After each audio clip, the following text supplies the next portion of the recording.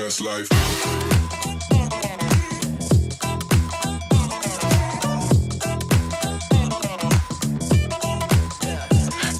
Okay, we're at Buckingham Palace right now, and the royal family actually doesn't live here.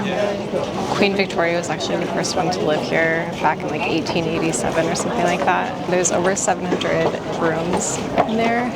All right, so in about 15 minutes, we're going to see the changing of the guard in front of Buckingham Palace. We didn't know that this was happening. We just kind of showed up and it happened, so good timing. A lot of people are coming from this park over here, over to the front of the palace. The police are riding around on horses, or they're just telling people to get out of the way, out of the walkway. They're very serious about it, so we're gonna stick around for a few more minutes. The sun also decided to come out and it's magically warm now.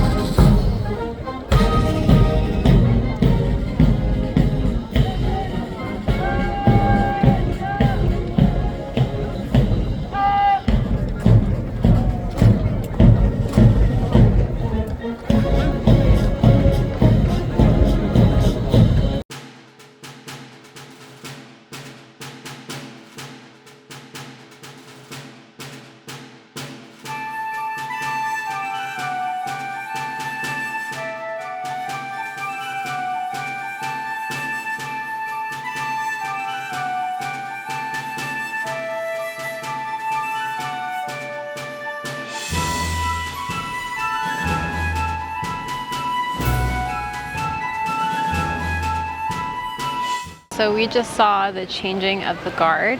On Google it says it lasts a full 45 minutes. I kind of believe it because we've been here for like 30, still going on. But it was cool. Now we're headed over to Westminster Abbey, which is where the royal family like gets married and things like that, and it looks really pretty. This is St. James Palace to my left. On our way to Westminster Abbey, we need to walk through St. James Park.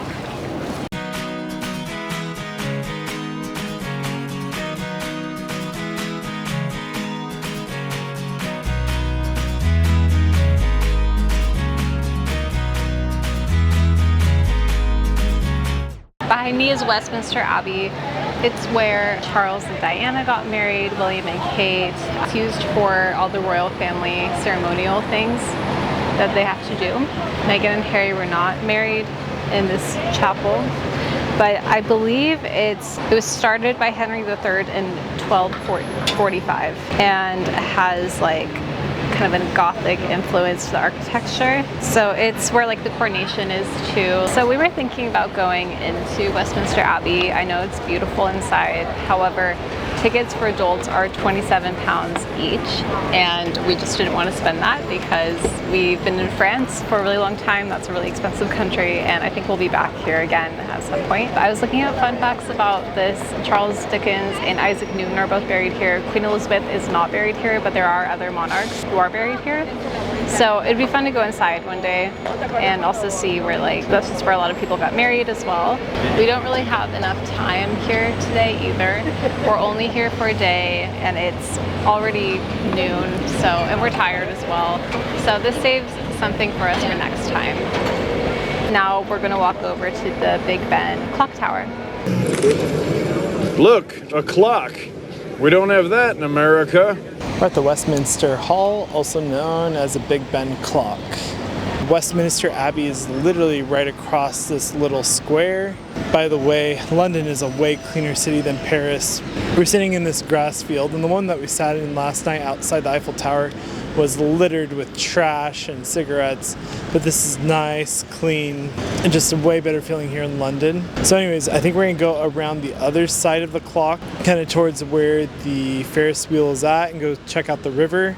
And then we're gonna head over to it's not the London Bridge. The London Bridge is now in Havasu Lake in Arizona. It was auctioned off. So anyways, we're gonna go check out the other classic London Bridge and the river. And then we'll probably go get some food somewhere. We might stay with American food because we hear that English food is not that great.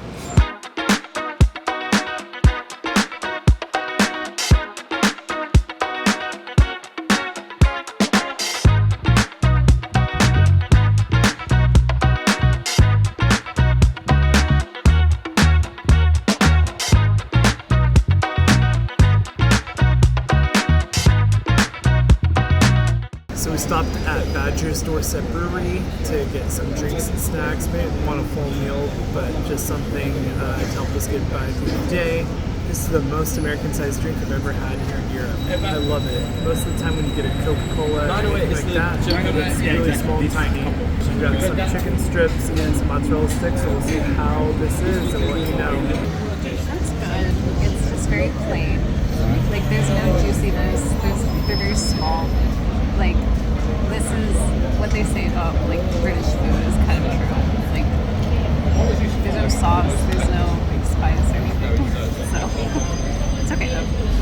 The mozzarella sticks weren't bad, but our favorite part was how big the drinks were, and they actually put ice in them. They believe in ice here. In Italy and France, they really don't believe in ice. Beware going into the red telephone booths. They do smell like urine because a lot of homeless people like to urinate inside those. So take a picture from the outside, not the inside. Also, if you see one telephone booth, you're going to see multiple others. Do not get caught in a line at one. Around the corner, there are multiple, probably about 20 people in line to take a picture by one. But now you see two other phone booths that are not being used at all right now. We're in front of the Household Calvary Museum, and it's funny. It says, "Beware, horses may kick or bite. Don't touch the reins, thank you." So this is one of the royal guards. We saw them riding around earlier during the change of the guards.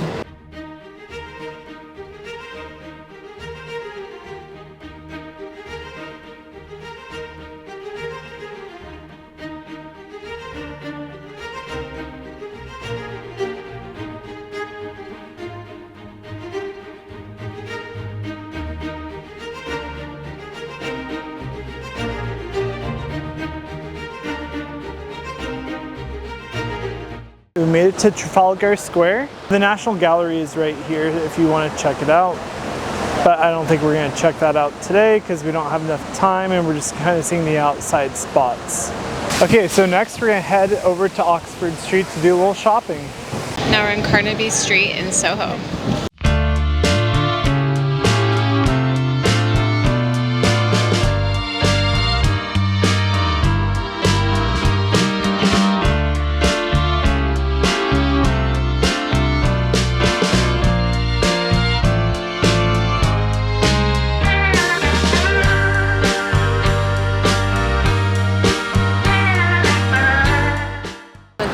The Tower of London, and behind is the Shard, the tallest building in London. You call that a tower?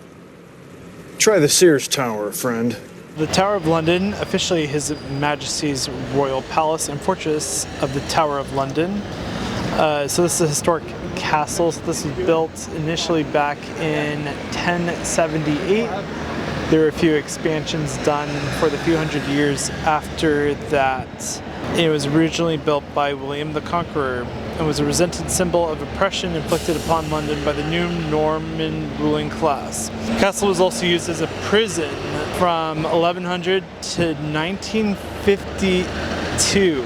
The Grand Palace, early in its history, it served as a royal residence. This was a prison, and now it's kind of used as a museum now. We're starting to walk on the Tower Bridge. We were looking into going into the London Tower, but it's $30 per person, and we're kind of not spending money today, like we said earlier. So we're just gonna walk across this and get some views. Behind me you can also see the Shard, which is the tallest building in London and also the country. You can also pay to go inside the Tower Bridge and walk across, but again, we're not going to spend money on that today.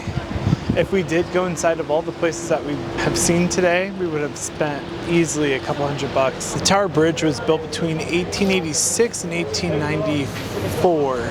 So what are your initial reactions to London in general? It's refreshing because it's like way cleaner. There's a lot of cool history here, and I think we can definitely come back one day, actually tour some of these places. Now we're on our way back, and this trip comes to an end.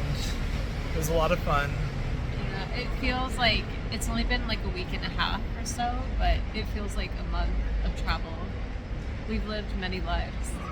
We have. We've been to 4 different countries in just that amount of time. It was a lot of fun, but I'm ready to sleep, but it was a good time. Ready to head home and go back to work. London, you were a lot of fun, and we'll be back again.